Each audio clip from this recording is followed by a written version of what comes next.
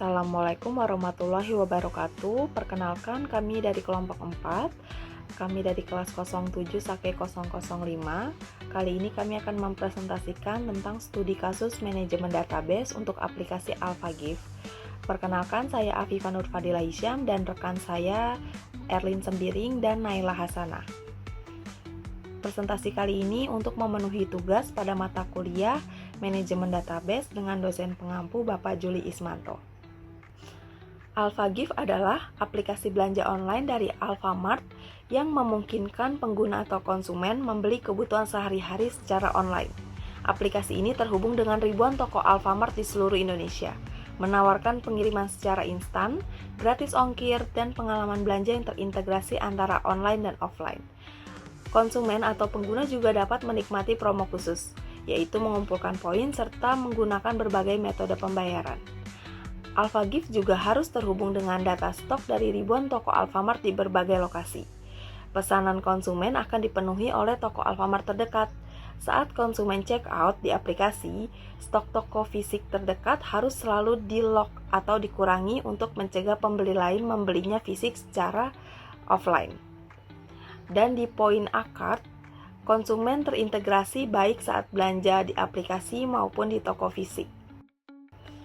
Berdasarkan latar belakang tersebut, maka dari itu kami merumuskan masalah utama, yaitu bagaimana satu aplikasi dapat mengelola stok dan pesanan yang tersebar di ribuan toko fisik yang berfungsi sebagai basis data terdistribusi secara real-time.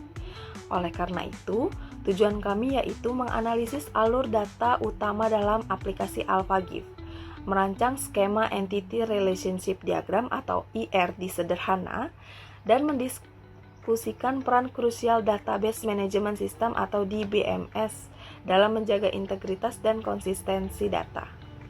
Skema alur data AlphaGIF menggunakan arsitektur basis data terdistribusi. Alur dimulai ketika pengguna berinteraksi dengan aplikasi AlphaGIF dan mengirimkan permintaan pesan ke server pusat atau database master. Server pusat bertindak sebagai pengelola data master seperti data pelanggan dan poin, kemudian meneruskan sebagai query ke database toko fisik atau lokal terdekat. Database lokal bertanggung jawab untuk melakukan penguncian stok di toko tersebut guna memenuhi pesanan. Selanjutnya yaitu ada skema alur data AlphaGIF atau basis data terdistribusi. Berikut penjelasan 4 diagramnya. Untuk yang pertama, itu ada aplikasi AlphaGIF atau user yang digunakan oleh pengguna untuk berinteraksi dengan aplikasi, misalnya membuat pesanan atau memeriksa saldo poin. Dan yang kedua, itu ada server pusat atau database master. Server ini bertindak sebagai otak sistem, itu seperti menyimpan data yang harus konsisten secara nasional, seperti data pelanggan atau poin dan data produk master. Dan ketika ada pesanan, server pusat mencari toko terdekat berdasarkan alat pengguna dan mengirimkan query ke database toko fisik terkait. Untuk yang ketiga, itu ada database toko fisik atau lokal. Ini basis data terdistribusi yang menyimpan data stok real-time dan transaksi harian hanya untuk toko tersebut. Lalu, toko fisik yang dipilih oleh server pusat akan mengunci stok di database lokalnya untuk memenuhi pesanan. Dan untuk yang terakhir, itu ada integrasi, yaitu data atau poin yang diupdate di server pusat akan disinkronkan dan dapat digunakan baik saat belanja online atau AlphaGIF ataupun belanja offline di toko fisik manapun. Selanjutnya yaitu ada alur operasional kunci dan entitas utama. Untuk yang pertama itu pendaftaran dan poin, yaitu mencatat identitas pengguna dan data loyalitas. Untuk yang kedua itu ada katalog produk, seperti daftar semua produk yang tersedia secara nasional. Dan yang ketiga itu ada ketersediaan stok, yaitu data stok spesifik untuk setiap toko yang menjadi kunci basis data terdistribusi. Untuk yang keempat itu ada proses belanja, yaitu mencatat pesanan dan menentukan toko mana yang akan memenuhinya. Dan yang terakhir itu ada detail barang, yang daftar item dalam setiap pesanan. Selanjutnya yaitu ada model data. Berikut tampilan model data pada aplikasi AlphaGIF. Untuk yang pertama itu pelanggan 1 yaitu M pesanan. Yang disebut satu pelanggan bisa punya banyak pesanan. Untuk yang kedua itu ada pesanan satu, yaitu M detail pesanan, yang disebut satu pesanan terdiri dari banyak item. Untuk yang ketiga itu ada produk master satu, yaitu M detail pesanan, yang disebut satu produk bisa ada di banyak detail pesanan. Dan yang keempat itu ada toko satu, yaitu M pesanan, yang disebut juga satu toko mengirim banyak pesanan. Dan yang kelima itu ada toko satu, yaitu M stok toko, yaitu M ke M antara produk dan toko dipecah menjadi stok toko. Berikut penjelasan normalisasinya. Pisahkan pesanan dan detail pesanan untuk menghindari redundansi data pesanan dan harga.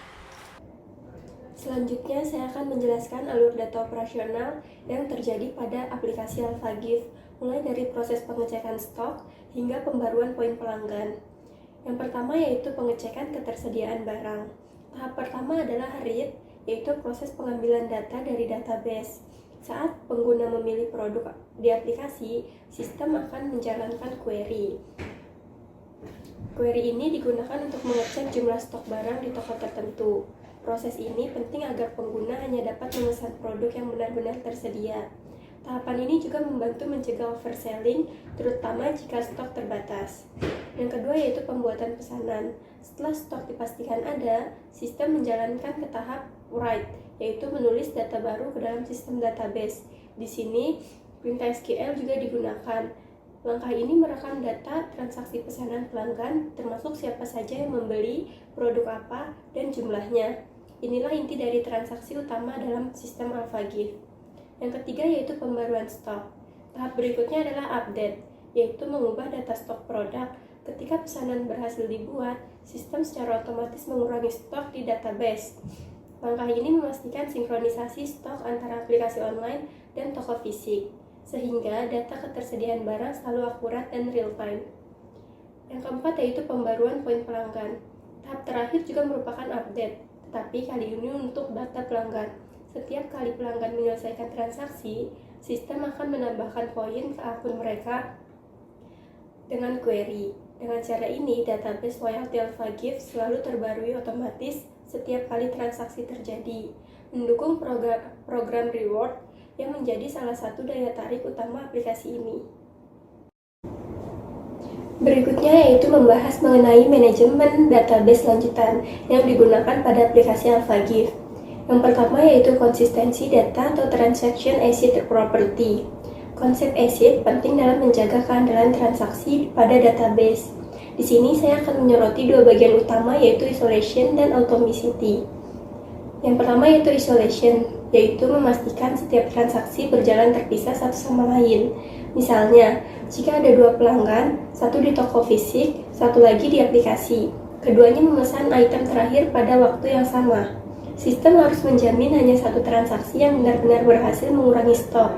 Di sini, DBMS menggunakan konsep locking data, yaitu mengunci data produk selama transaksi berlangsung agar tidak diproses ganda. Yang kedua yaitu atomicity, berarti bahwa transaksi harus selesai sepenuhnya atau dibatalkan seluruhnya.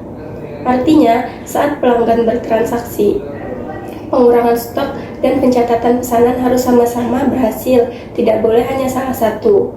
Jika salah satu gagal, sistem akan melakukan rollback sehingga data tetap konsisten. Yang kedua yaitu basis data terdistribusi. AlphaGift menggunakan arsitektur basis data terdistribusi, yang berarti data tidak hanya tersimpan di satu server pusat, tetapi tersebar ke beberapa lokasi seperti server toko dan server pusat. Namun, sistem ini menghadapi tantangan terutama pada latensi, yaitu keterlambatan sinkron data antar toko dan pusat. Selain itu, AlphaGift juga menerapkan redundansi, yaitu duplikasi data yang disengaja untuk tujuan backup dan meningkatkan kecepatan akses. Dengan cara ini, pengguna di berbagai wilayah tetap bisa mengakses data dengan cepat meskipun server sedang sibuk. Yang ketiga yaitu integrasi data. Untuk menjaga hubungan antar label, AlphaGift menerapkan foreign key. Sebagai contoh, pada tabel pesanan harus merujuk ke ID toko yang valid di tabel toko. Dengan begitu, sistem bisa mencegah terjadinya pesanan hantu, yaitu pesanan yang dikirim ke toko yang sebenarnya tidak ada. Hal ini sangat penting agar data yang disimpan tetap valid dan tidak menimbulkan error dalam proses distribusi maupun laporan penjualan. A few moments later. Untuk melakukan pemesanan via aplikasi AlphaGift, kita perlu mendownload aplikasi AlphaGift di Play Store. Setelah kita install, maka kita bisa buka aplikasinya. Jika belum memiliki akun, bisa mendaftar, dan jika sudah memiliki akun, bisa kita klik masuk. Masukkan nomor handphone atau nomor member kartu, setelah itu masukkan password.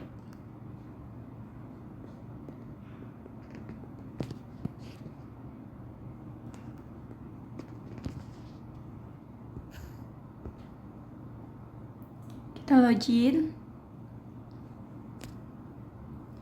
Kita harus menyalakan akses lokasi perangkat untuk mendeteksi pengiriman. Di sini terdapat promo-promo dari AlphaGift.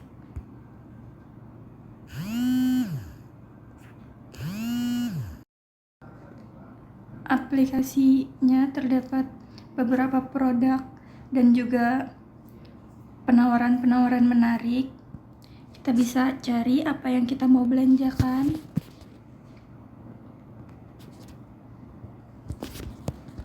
Setelah ketemu, kita bisa masukkan ke keranjang.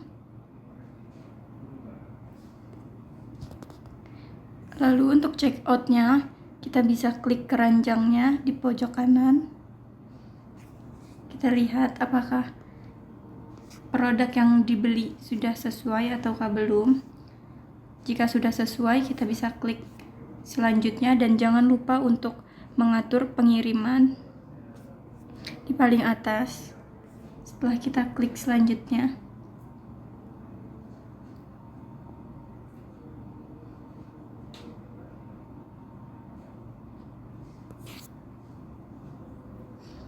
nah ini terdapat penawaran-penawaran dari AlphaGift untuk tebus murah.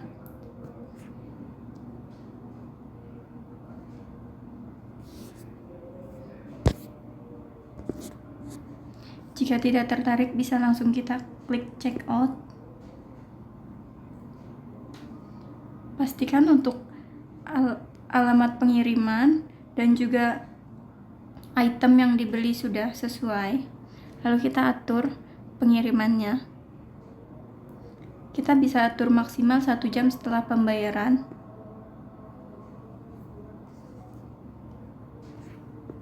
Kita atur alamat pengirimannya. Jika sudah benar, maka kita bisa langsung pilih ke metode pembayaran.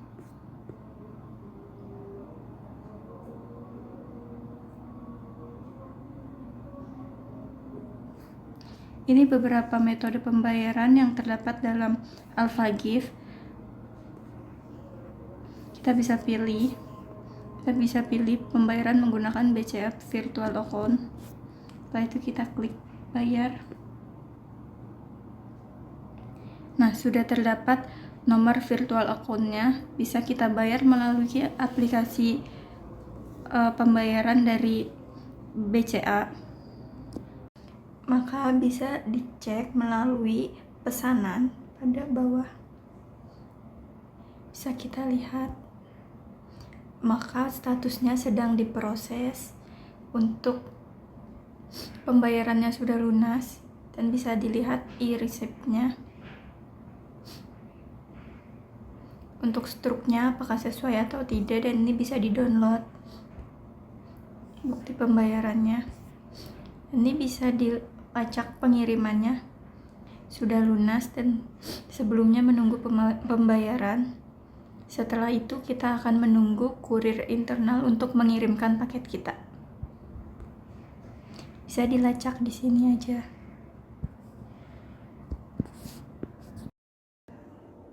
Sebagai penutup, dapat kita simpulkan bahwa database management system memiliki peran yang sangat penting dalam mendukung model omni-channel pada aplikasi AlphaGift. Melalui penerapan DBMS yang terintegrasi, AlphaGift mampu menjamin akurasi stok sehingga data produk yang tampil di aplikasi selalu sesuai dengan kondisinya kondisi nyata di toko. Selain itu, DBMS juga mendukung kecepatan transaksi karena setiap proses mulai dari pemesanan hingga pembayaran diproses secara real-time antara sistem online dan sistem di toko. Tidak kalah penting, DBMS juga menjaga integritas data member termasuk poin loyalty, histori belanja, dan informasi akun pelanggan agar tetap aman dan konsisten di seluruh platform Alfamart.